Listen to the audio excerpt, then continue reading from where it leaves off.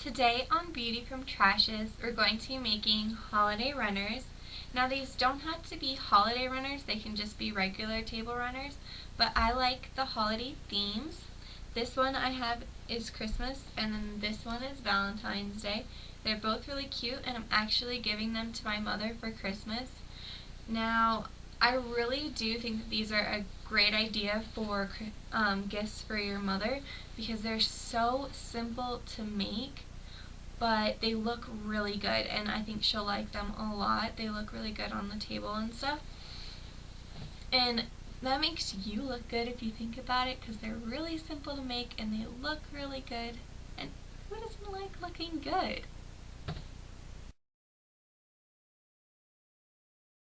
For your supplies, you'll need a sewing machine or needle, a ruler, thread, a pair of scissors,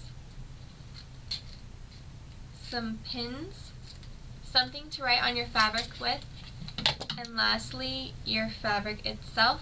I like to use 4 colors, but you can use as many colors as you like.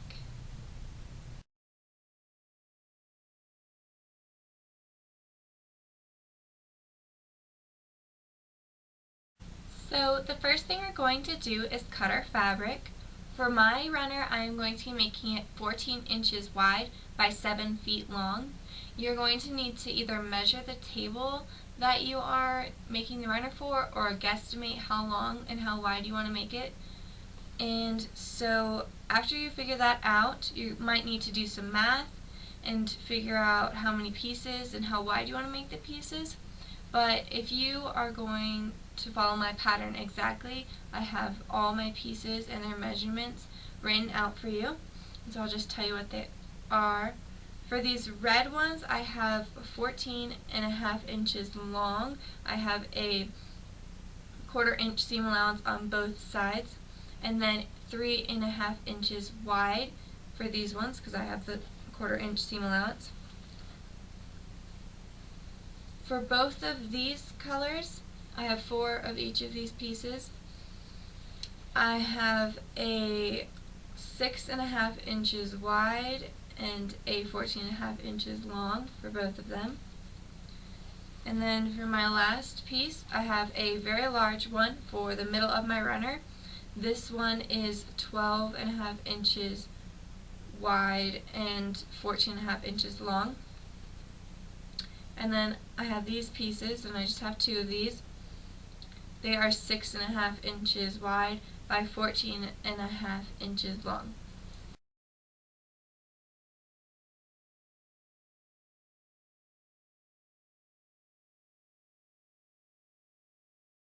So once you have cut out all these pieces, you're going to need to lay them down in the order that you are going to sew them. And so I will also have the order that you're going to sew them written down, and you can just follow my exact pattern if you want, or you can make up a pattern of your own. That is completely your choice. The process is still the same. Once you've cut and laid out your pieces, we're going to start sewing them together. And so all you're going to do is place the 2 pretty sides together of a piece and then sew straight down, and that way when you open it looks like this. I like to start with my middle piece and then do one side of it and take the other piece and do the other side, and then continue outward doing the piece on this side and then the piece on this side. But you can do it however you want sewing. You can start on one end and work your way all the way down. It doesn't matter however you want to do it. Just make sure that you sew the 2 pretty sides together and then open it up so it looks like this.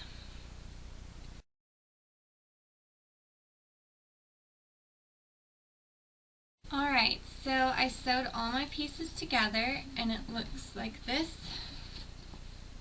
And it is 7 feet long. And so now once you've sewn this together, you need to make a back piece. And your back piece can look however you want. Mine looks like this, but you can simply just use one color, and you don't even have to use the same colors as this. If you don't want to use your expensive fabric, you can go get cheap fabric and use that for the back. And you can just choose one color. It doesn't matter as long as it's the same width and the same length as the front piece, because you're really not going to see the back piece because you're going to just have that on the table.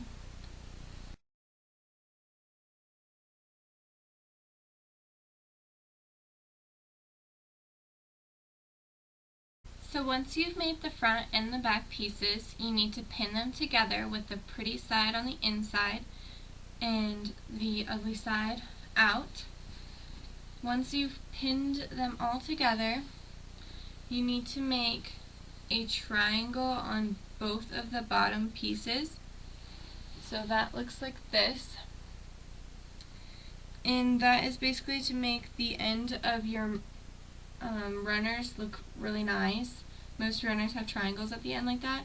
Now you don't have to do that. You can make yours square if you want, but I like the triangles, so I did that on both of the ends of my pieces. And it's really simple. I'll take a picture for you. And then once you've pinned both of the pieces together all over, what you're going to do is you're going to sew all the way around the piece and finish it off. And when you get to the triangle, you're going to sew on the lines of the triangle, not around the edge here, but only on the lines here.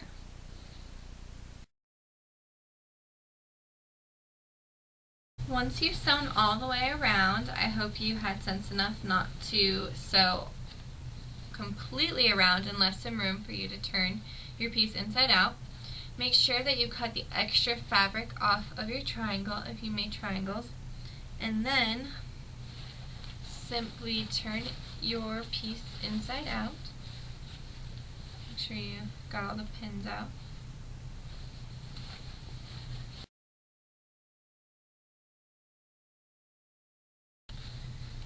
And it should look something like this. And if you can tell, it's kind of ragged on the edges. They're not like completely flattened. And so to fix that and to sew up the hole that you have right here, what you're going to do is just do a simple stitch all the way around on the outside, and it'll look good. It'll make it look very clean and neat. Then it'll also close up that gap right there and make sure that your thing doesn't roll like it is now. But before you do that, before you sew all the way around the edge, make sure that there are no holes. So sometimes you might have missed the fabric and then there'll be a hole there, and so go over the whole thing and make sure that there are no holes anywhere before you start sewing, because if you sew it and then look at it, you're going to be really upset because there's no way to fix it other than hand sewing it, and it doesn't look as good. So make sure that you do that first.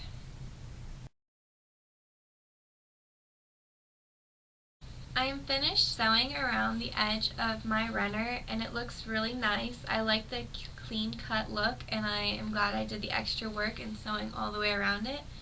And I think that it'll be a perfect gift for my stepmother.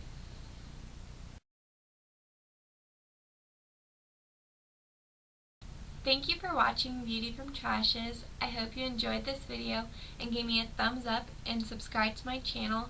I try and put out at least one new video a week, and you can also follow me on Facebook and Twitter.